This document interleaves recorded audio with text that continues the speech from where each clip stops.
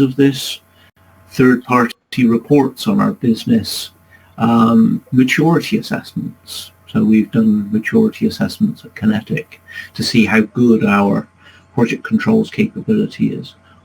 All of these things are good references and independent references of threats. What is it that we need to improve? And then the same way as we would do in the military, we can look at those threats along the left-hand side down here, identify those threats and look at the capabilities that we have. And we can analyze and consider which threats are countered by which capabilities in the body of this. And what we're looking for are a strong correlation between these things. Where are our weaknesses and where can we overcome them? The other way of looking at this is also doing a heat map. Again, the heat map supports the identification of potential solutions. It also supports the prioritization of the needs by identifying, where we're particularly red in an area. It may identify again an example of a capability that we want to draw first, rather than the ambers and greens where we may already have some capability. So it helps us to identify and prioritize what we need. It can also identify, best practice that is already in the company or the organization. So again, looking at where we are today and the heat map that we have today is a good starting point. We should also look at where we need to get to. Where do we want to end up? What sort of system are we envisaging? Okay. Again, tool agnostic, but how do we start to join up? Where does the data flow to and flow from? Where are the weak areas here? This is a high-level diagram, just looking at the flow. But we're starting here to decompose the functions down into smaller chunks, manageable chunks, that we can then start considering what are the solutions in each of these areas. What might we need to acquire to enable us to create such a capability? That's all very well and good. But what we also need to do is we need to engage with our stakeholders. We learned this very early on. So I know what you're thinking. Engaging with other people is going to slow your process down. It will have an influence. But you have to take your audience with you. Okay. So let's see what they can do for you. What is the positive? Why should we engage with stakeholders? It's an opportunity for a lot of things. We need to engage with them. We can't work in a vacuum and then just deliver at these systems, these tools, and hope that people will utilize them. It's not going to work like that.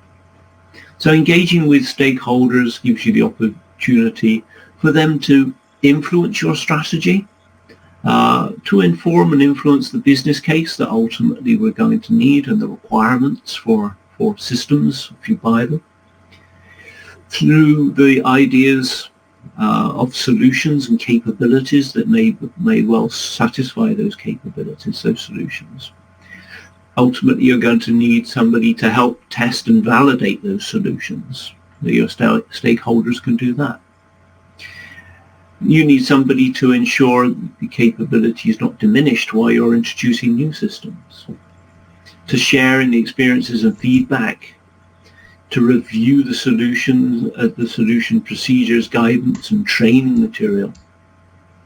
Also to help you to sell your own ideas. Okay. So you need them to be on board as tool champions, solution champions. And then also finally, you need them to avoid issues once you've delivered the solution. So we can't work in a vacuum. We can't work solely on our own. We need to work with stakeholders. But how is the best way to work with them?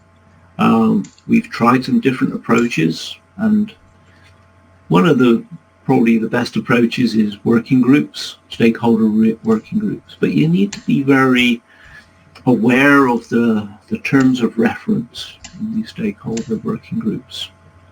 What they shouldn't become is just talking shops. They need to be working groups. They need to work. So from very early on, you need to establish, the roles of the chairman, what the chairperson is going to do, and then the roles of the members of that working group, what they're going to achieve. Finally, the behaviours are important down here. The chair needs to be kind, respectful and open to all ideas. You can't dominate the proceedings. The members need to be genuine, involved and supportive of what it is they're getting involved in. Okay. I'll leave you to read the individual bullets, but think about it, okay?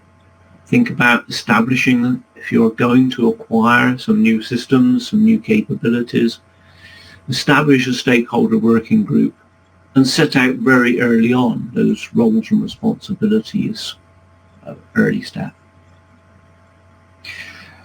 Ultimately, there is no avoiding it. At some stage, you're going to have to put together a business case. You're going to have to ultimately justify the expenditure that you're looking for to increase the effectiveness and efficiency of the organization that you're in.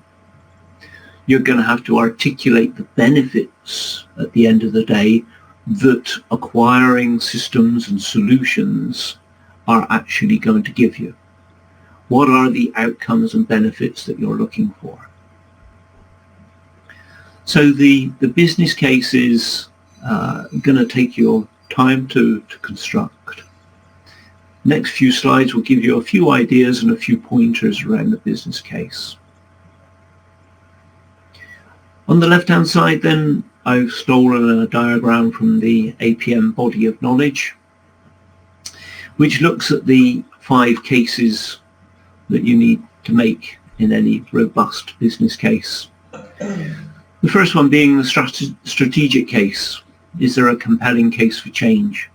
So if you've done a strategy document already, you should have already established that there is that need for change in your organization. So you should well be well established in this. The next one then is the economic case. What are the options that you need to consider, and which are the analysis of alternatives? How are you going to satisfy it? In a minute, I'll talk you through the analysis of alternatives and the types of options that you'll be looking at in something of this nature. The next one then is the commercial case. If you've down selected a supplier, are the commercial arrangements that you have with that supplier beneficial to you? Next, obviously, is the financial case. The financial case is about the affordability. Have we actually got the funding in place to enable us to acquire and purchase these systems? That needs to be the whole life cost, not just the license fee or the service, the cost of the service, but you also need to consider the cost of change. Okay. Getting into a different type of system, making your organization more effective and more efficient requires change, and that change costs the business as well. So you have to take into consideration in the business case the whole cost of implementation, not just the project team, but also the businesses that are going to interact with that system. If you're putting a new system in place, it may require that businesses change it in such a way that it will be an investment to begin with before you see a cost saving. You need to think all of these things through. And then finally, the management. How are you actually going to roll out this new system, and how are you actually going to implement this project? So these are the 5 cases that you need to make in your business case. And on the right hand side here is an example of a business case, and you can see in this case it was some 60 pages. It was a significant document. Just focusing in on the analysis of alternatives then, the economics analysis. What is it we're looking for here? What we're trying to do here is we're trying to leave no room for clever ideas. What do I mean by that? Well, when we present this business case, we want it to be a robust, round case with nobody able to challenge it or identify weaknesses in it. It needs to be complete and leave no room for that what if scenario. What if?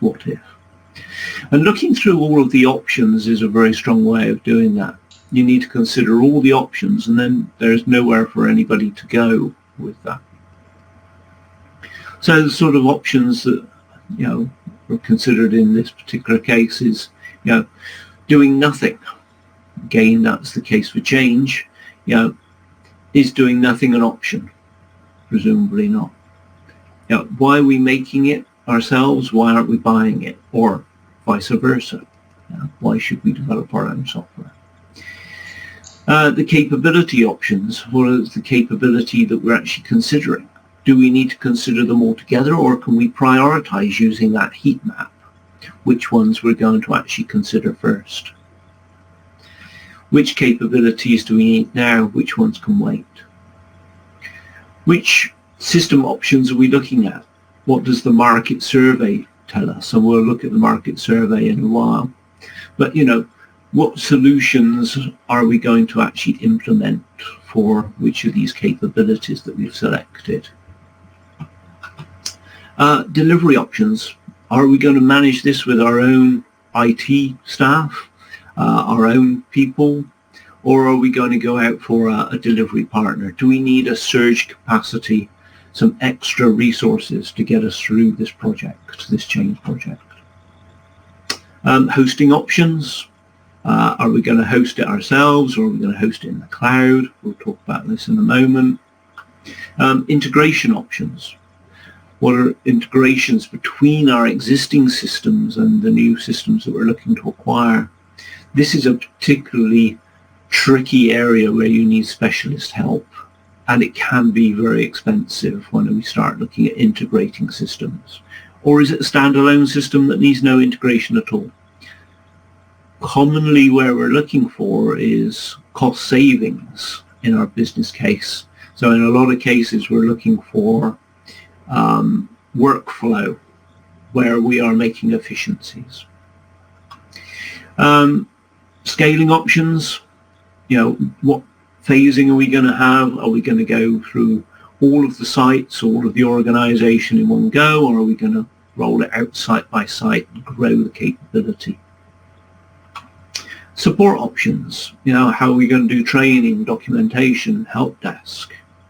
Migration, how are we going from our current system to the new system? Where are we doing data cleansing, transferring new data to the new system? And then whole life costing. What are the funding options? Can we lease it? Can we put it on hire purchase? Do we have to buy it? What are the capex and opex costs? What's the maintenance cost of this, the ongoing costs? If you've done a comprehensive analysis of alternatives, considered all the options, then you're going to find it a lot easier to get the business case through, because there will be nowhere for anybody, hopefully, to distract you and take you down a rabbit hole. Hosting is something which is constantly on our minds at the moment with software. The difference between on-premise solutions where we install the software ourselves and maintain it, all the way through to software as a service, where it's the systems and servers are operated by a third party and software is provided to us. Or in the middle, infrastructure as a service, where the infrastructure, the data centers, the servers are actually provided for us, but we actually operate the systems on that infrastructure. The difference between them, of course, at the left-hand side here, when the organization has all of the infrastructure, there's a huge burden in terms of maintenance by the organization, whereas over here, that patching of servers, updating servers is all through a third party. It's done for us. But data control, security is an issue for a lot of organizations. That's provided on premise. When it's software as a service, you're not sure where your data is hosted. Also performance. If there's an issue about performance and the responsiveness of the systems, if you have your own servers, you have the ability to influence that performance. You have the ability to control it. Whereas if it's software as a service, maybe you don't have that capability. So options for hosting the system, there are pros and cons all the way through. In terms of rolling it out, deploying it, again, we can plan this, and we need to consider it and think it through. This idea was used recently by us, where we essentially put together a tube map of some of the capabilities that we wanted to do as a proof of concept. How much proving do you need before you actually bite the bullet and go for a business case? How much do you need to win hearts and minds of the organization before you actually commit to a solution? That's something which is a difficult judgment, but ultimately it's something you need to think about, the phasing of this work in your business case. How are you going to phase the work? Are you going to have a transition phase, proof of concept phase, or are you just going to go for a big bang full implementation? Okay, enough about the business case. Let's talk about governance and assurance. This seemed like a bit of a boring topic, governance and assurance, but it's the beginning of any sensible project management manual.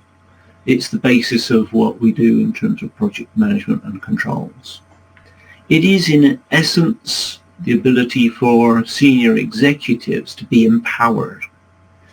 It provides our stakeholders with the confidence that they're going to get the benefits and outcomes that you're promising in that business case. So I always break things down into these 4 pillars and think about project controls in terms of data, tools, people, and process. They're the fundamental building blocks that underpin everything we do. Data is that lifeline, it's that lifeblood of our projects, historical and current information that's easily accessible, a single source of truth. Tools and systems then give us access to that data in a very straightforward and easily accessible way. Then people, we need people that are trained, SQEP staff that can interpret the data and utilize those tools for our organization's benefit. And then the processes enable us to repeat the systems and the projects that we wish to, so that we get the benefits that we're looking for. The wrapper that goes around those foundations then is governance and assurance. And it's that provides stakeholders with the confidence that our projects are adhering to our organization's ways of working. So a simple example here is a schedule where we have decision points across the top here, which is the opportunity for our senior executives to pause the project, look and see what has been achieved and established whether this is a healthy project, and whether it's going to ultimately deliver the benefits we're looking to deliver in the business case. And across the bottom here, some idea of the documents that are presenting at each of these gates. And gated process in governance and assurance is fairly standard. Ultimately, we have to move away from capabilities towards actual physical solutions. We have to make recommendations. My observation here is go out and go into the marketplace and look at what's available. There are many solutions in the project controls area, and it's quite straightforward these days on the internet to go and assess them and review them. We need to down select from this large list of systems, and one way of doing that is with a marking scheme. So having looked at what your requirements are, you will have identified the requirements in terms of key user requirements, mandatory, priority 1, 2 and 3 perhaps, and you can weight the requirements that you have. You can then assess your market tools against those requirements, scoring them perhaps as a 3 as a yes, a 1 if we don't quite sure, and a 0 if we're absolutely certain it doesn't provide those requirements. And utilizing that combination of weighting and scoring, we can ultimately score and rank and establish probably what our top 5, top 10 priorities are. So we can down select with a marking scheme what we're looking for, and then further investigate those. Start looking at a proof of concept. Within the business case, we also have to look at the cost-benefit analysis and quantify the costs and benefits. We understand what the benefits are, but we also need to know how much money we're going to spend to actually find those benefits. Benefits come in 2 types. You'll need to identify in your business case tangible and intangible. So you can quantify some of the cost savings. Some of the work that we've done recently has been looking through surveying our project controls and project management staff with something like SurveyMonkey. And through this we can actually determine the potential savings that we're making. But also it's not just about monetary savings, it's also about well-being. Well-being we can also tease out through a survey. How do they feel about changing tools? How do they feel about a different approach? How do they feel about digitizing what they're currently doing on paper? So it's both benefits in terms of tangible, quantitative and intangible as well. Once we've got those benefits, we have to cost it. We have to do a whole life cost, thinking about everything that's going to be involved in that project. The license fee if there's a software, but also the project team to implement that. There are essentially 3 different ways of estimating the cost. Parametric top-down, analytical bottom-up, and analogous near neighbour. And I would recommend that you look at all 3 to establish and provide confidence.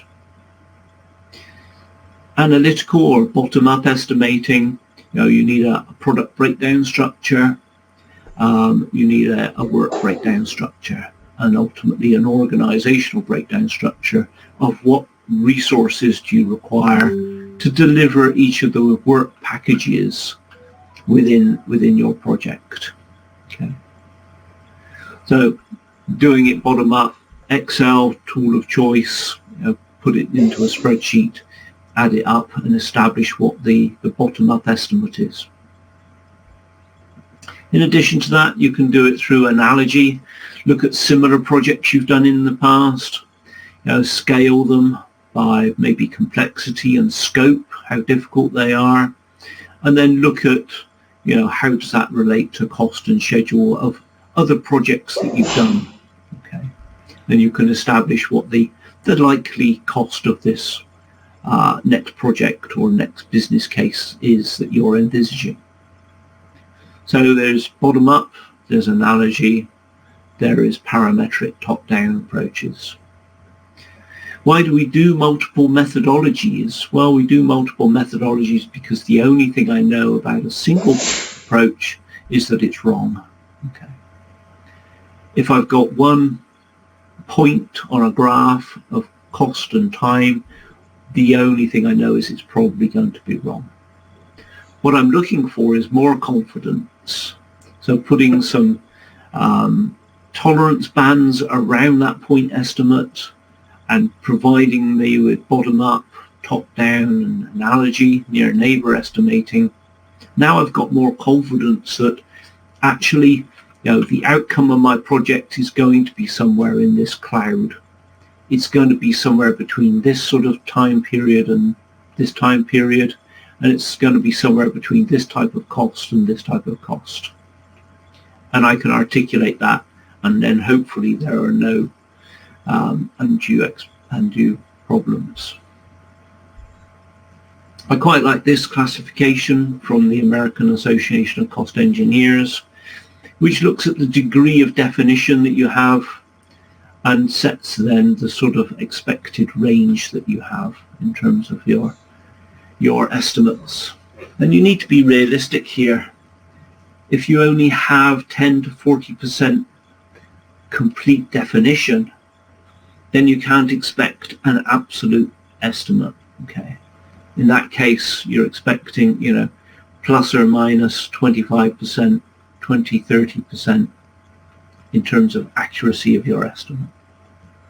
So let's just be realistic about the tolerances around both the cost and the schedule. How long is it going to take you to implement these products?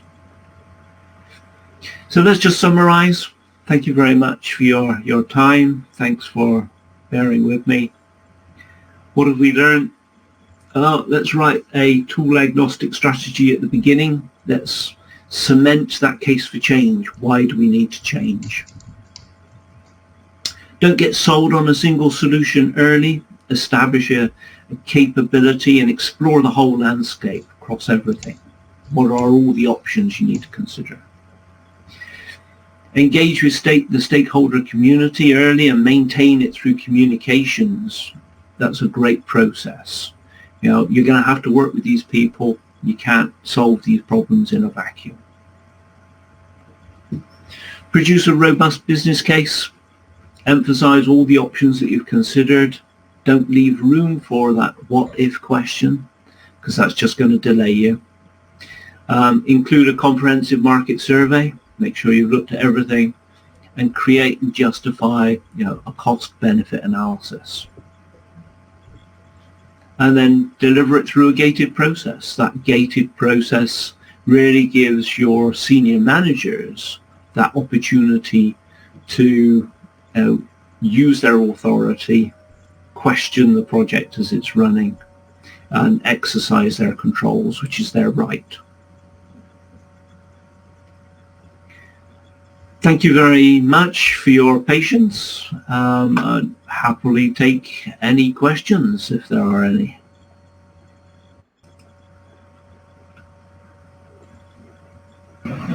Yeah, thanks Dale. Thanks for your wonderful presentation. Hello? Hi. Yeah. Thanks Dale for your presentation. No problem. Thank you. Yeah.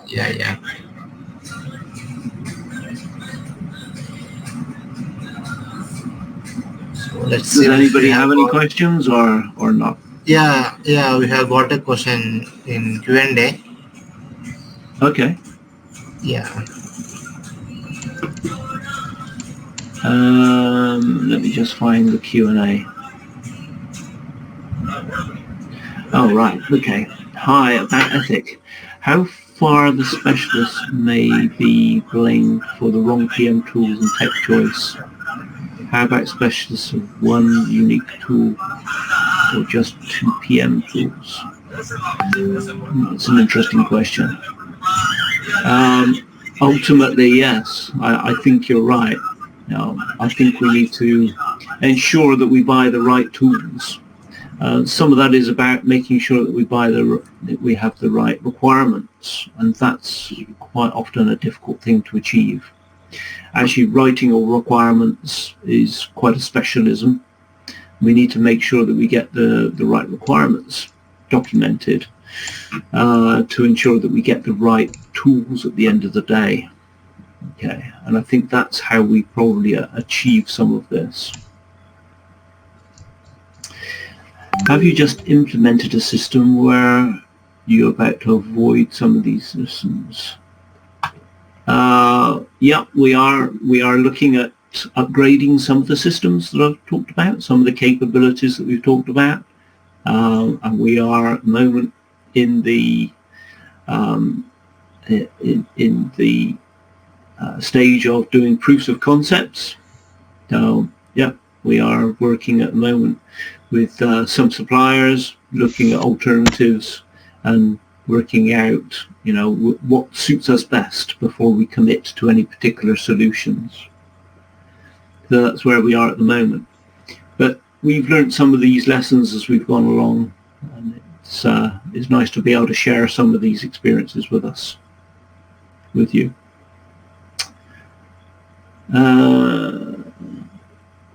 The PPT file won't be attached to workbooks. I'm not quite sure what that means. The PPT file won't be attached to workbooks. Don't know.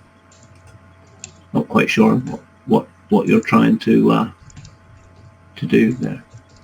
What you're trying to ask.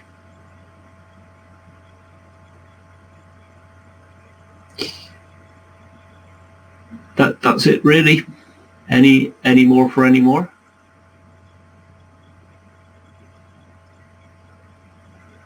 I think we don't have any.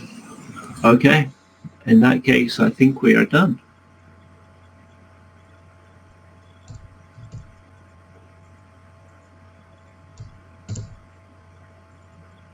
Thank you very much, everybody, and thank you for giving me your time.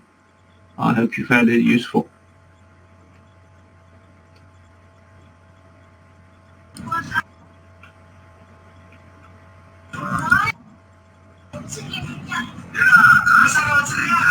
Does this session close, or do I have to do something?